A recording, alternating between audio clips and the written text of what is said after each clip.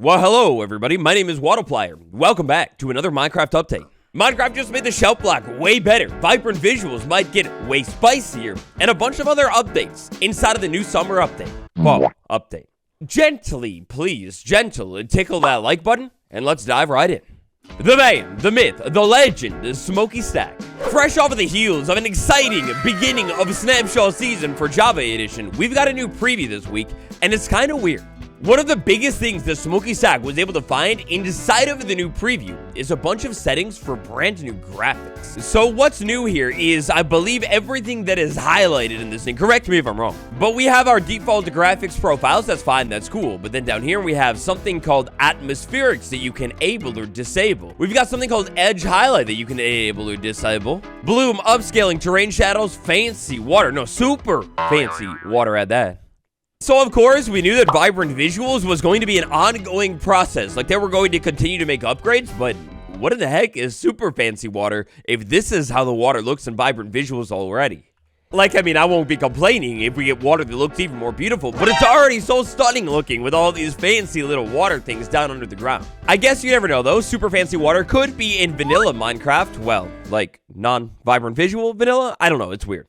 And I'm not gonna lie, I'm kind of surprised to see them making, or maybe preparing to make something that sounds so relatively significant all before Minecraft Java Edition has even a taste of Vibrant Visuals V1. But I mean, hey, I'm not complaining here, not in the slightest. More beautiful water when it's already so stunning?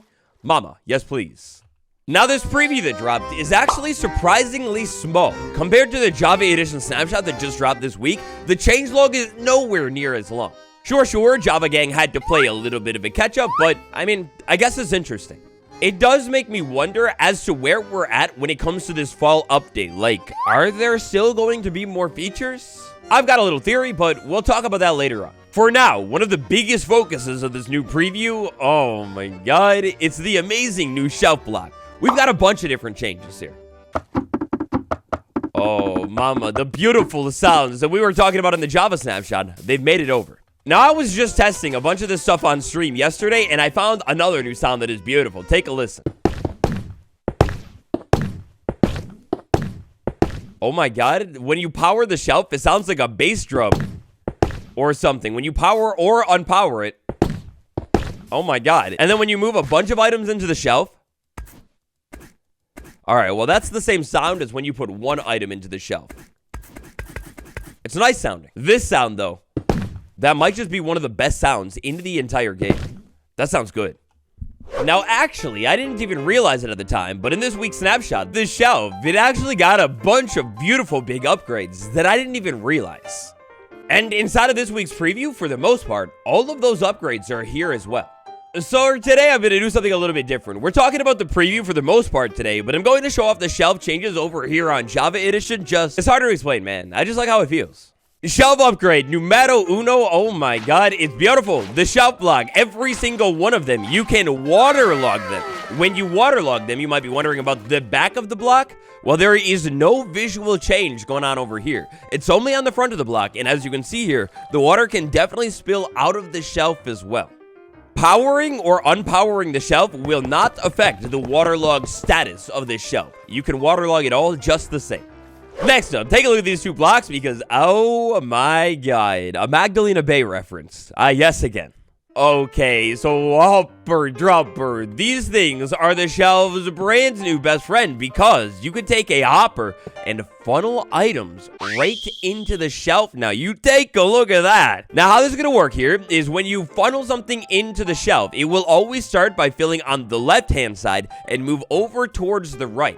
If we funnel items into the shelf that are different, then of course they're not going to stack. However, if I funnel hoppers in, and let's say maybe they're all three are hoppers, well, if I check the hopper thing right here, there is nothing inside of it. But if I take the hopper off the shelf, well, I will have 3 hoppers inside of my inventory. If you already have things in 2 different spots in the shelf and you add a little bit more to the shelf, well, then it'll figure it out on its own and throw things into the middle.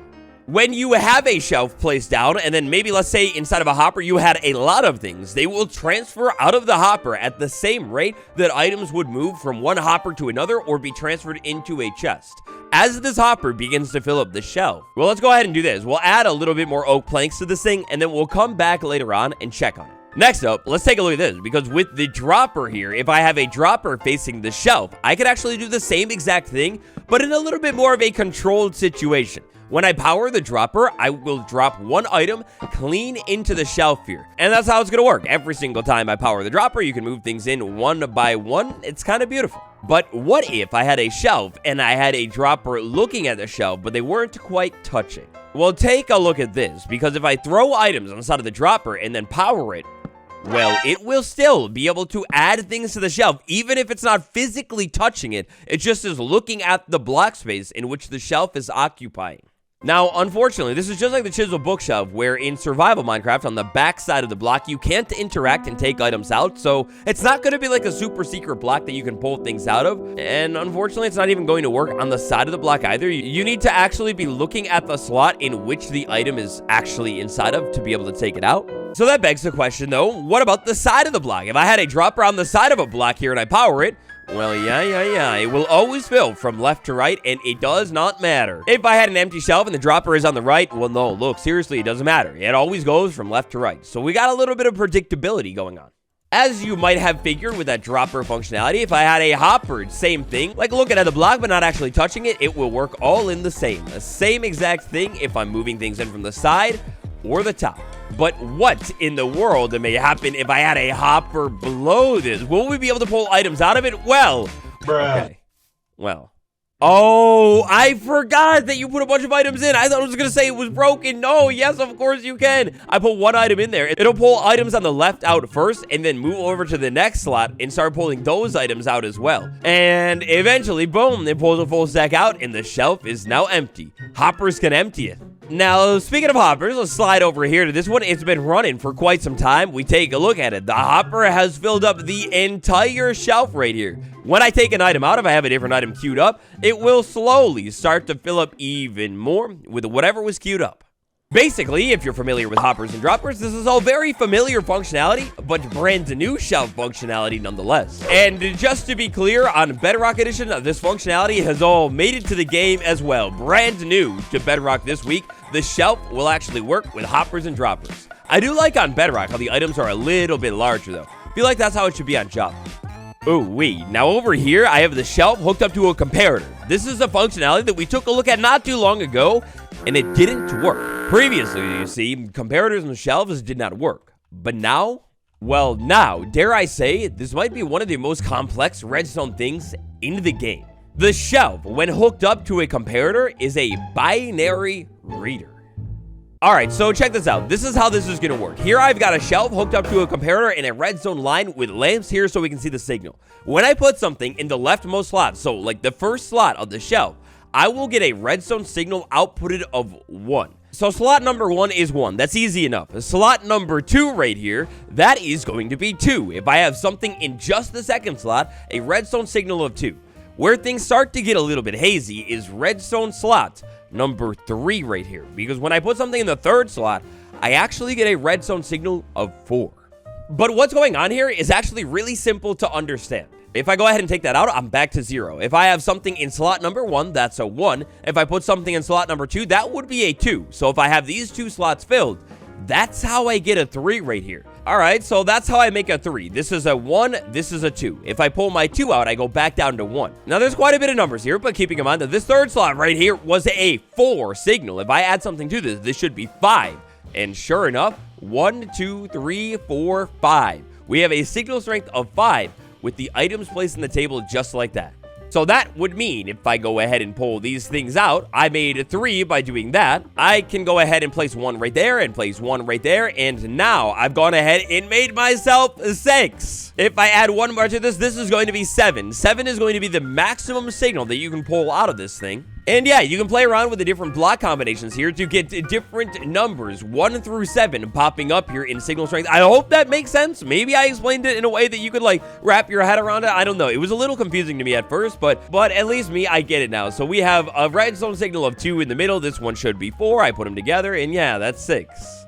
Now, you might be wondering here, if I put an item in this slot that is just 1 item, what is my signal? Well, that's 1. If I put a stack of items in this first slot, what is the signal? Well, that is still 1. It's not reading how many types of items are inside of a slot. It's just reading if there is something in a slot or not. Now, the functionality, it's the same on Bedrock Edition, but there are some issues, at least on Bedrock Edition right now. One of these issues has to do with the orientation of the shelf. The other issue has to do with comparators not reading shelves through blocks currently. Oh, dude, it's all like secret doors and little codes and activating things or whatever. Maybe you would have to put like, I don't know, this and this inside of it, have a signal strength of 5, and then all of a sudden a door could open up. And keep in mind that you could, of course, have multiple ones of these. You could have all the way up to like, well, I guess an infinite amount, but even if you had like 2 of them, then you would need maybe a 5. And let's say maybe on this one, we wanted a signal strength of 3, so we had to do something like that. Yeah, once you wrap your head around this redstone locking mechanism and all of this stuff, you could make some pretty advanced locking and secret doors. Redstone Wizards, if I butchered something there in the explanation, please correct me down below. Next up, the shelf. The shelf is made out of wood, which will mean, tragically, if you put fire near the shelf, in time, the shelf can definitely catch on fire and burn away. That is, unless the shelf is made out of hyphae or whatever you call this weird netherwood. This stuff will now no longer ever burn in your game. It'll live forever. And when the shelf is burning, you saw it really briefly there, but the fire looks a little derpy. Meanwhile, the other flammable shelves, well, put them inside of a furnace, and yeah, you could use the shelf as furnace fuel, and take a look at this. It seems that the furnace fuel as a shelf, I mean, well, it's not really good. You should probably just build with the shelf, but I could smelt almost 2 items with one single shelf block until I fail. Now, as we checked out in the snapshot video this week, one functionality that is not there on Java for the shelf is being able to move this thing. Is it still here on Bedrock Edition? Well, oh yeah, this week on Bedrock, you could still move the shelf. Obviously, there you can push the shelf, which means if you get a little bit more sticky with it here, yeah, you could pull the shelf as well. Man, Java needs this functionality. Also, does this not look like a claw or something? Like, that's really, really cool looking. I wish it would work like that on Java. Also, on Bedrock, you were wondering if items were inside of the shelf and I was moving it. Will they say? Yeah, they'll be a little bit glitchy looking, like they pull in and out of the shelf, but they absolutely do stay inside of the shelf. It's so cool. So, as a Java main, I kind of hate to say it, but this shelf is slightly superior on Bedrock Edition with bigger items and moving functionality. What do you think about these new advanced shelves, though? Fire? Next up, blocks. Mojang is always working on making blocks more advanced nowadays, but it seems, again inside of this preview, it's happening again. Thanks to our dear friend Smokey Stack, we know that Bedrock might be getting multi-collision box for custom blocks soon. So I believe here what this means is, for example, the piston. When I power this thing, it takes up more than 1 block right here. Well, that will be possible with custom blocks very, very soon. Basically, a collision box is like essentially what you collide with when you have a block, and seeing as this piston is 2 blocks tall now, I have a multi-block collision box. It's in the bottom block, it's in the top block space right there. A better way to show this off is maybe collision box right there and collision box right there. However, when I unpower this thing, the collision box is only in the lower block. Basically, it's all functionality for blocks to be able to be added to the game that are a little bit larger than block. Of course, these changes, they always could be just for creators, but also if creators can do it easier, the devs can too. Now, inside of this week's preview, they went ahead and done it. The Bedrock Edition, this update is at exactly the same spot as Java is now, which means brand new, beautiful, oxidized lightning rods. Oh my god, they're so wonderful, and they're way brighter on Bedrock Edition too. Look at how good these things look. Now, what I'm curious about is if in Thunderstorm on Bedrock Edition, do the lightning rods do the cool little animation that they do on Java? Ah, they do. They have this little particle shine that happens from time to time. Oh, it's so cool looking. I love how these lightning rods look, and then we... Actually, have oxidized ones now. That's so sad. You can see the lightning isn't deoxidizing them, though. Now, attention to detail, gang. You will also probably take a guess that copper horse armor has made it over here, too. And, well, if that was your guess, yeah, you'd be 100% correct. The copper horse armor has indeed made it to the game as well. Your horse can be way more coppered out than ever before, and this is a clean, it's a good-looking set of armor. I love this copper horse armor. It's so nice looking, but I think we should be able to craft it. So this is how I think about it over here. Copper horse armor is going to be a little bit less good than iron horse armor, but slightly better than leather horse armor. We can craft leather horse armor, so why not take the same crafting recipe and be able to craft copper horse armor, a slightly better version of this stuff. Then, from that point on, if you want to get even better horse armor, maybe you need to go out into the world and actually explore and find this stuff. On a different note, did they actually add the copper horse armor to any of the structure loot tables, or is it just unobtainable? And last but not least, for today at least, what we're going to talk about is technical changes. We have so many different technical changes that have crept their way into this week's preview, including what seems like a gigantic fix for custom biomes if you're making those. But I have myself a little bit of a theory. If we are going to get anything else new for this update, I think next week might be an interesting one, with maybe hopefully even some hints. For the first time ever, when it comes to the fall update, Java and Bedrock are in pretty much perfect parity when it comes to the features. So I guess I don't know, only time will tell, but hopefully next week's snapshot is real spicy. For today though, that's all I've got for you. Smash that like button, subscribe, and thank you all so much for watching today's video. I can't believe it's the end of July.